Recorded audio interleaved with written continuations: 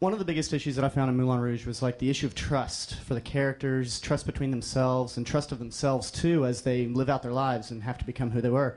And I mean, I find that in your other works as well. And you mentioned some about this, balance between the process and the personal. And I'm just curious, Baz, like in your life, is there a place where like you learn to trust your voice even before, when like that filmmaker or the gentleman that you mentioned earlier that you were interning for kind of pushed you in that direction? Or Peter Brook, yeah. You know what, that is a very, very good question, because I have not ever been asked that question. So bravo, because it just shows you can be surprised every day. Now I have to think about the answer. I tell you something, that I'm not sure about it, but I'm sure about one thing.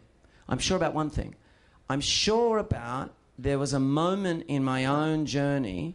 There's been a couple of moments when something's happened, and for some reason I've lost my strength to ultimately stay with my instinct. And I've backed away from it and got sort of self-conscious.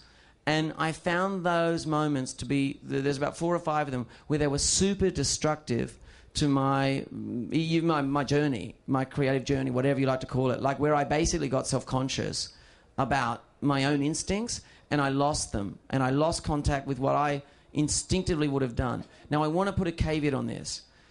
I don't mean that I go like, right, I got it, I know what it is. It's not von Stroheim area, Although I'm sure I'm easy to paint as a sort of von Stroheim-like figure.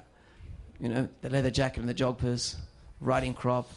The truth of it is that it's not like that, because once I have an initial instinct, I love to be the big debater of it myself, and to debate constantly with everyone. I'm always in a constant debate about the idea.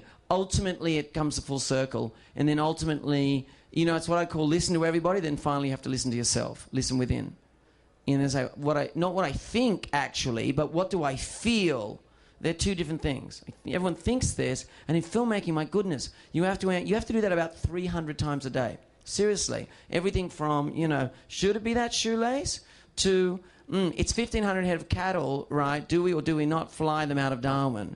Otherwise, they're going to end up as steaks, And I will admit to you that I've got better at the process of doing that. And I will say to you, as a child, I probably was the best at it I've ever been.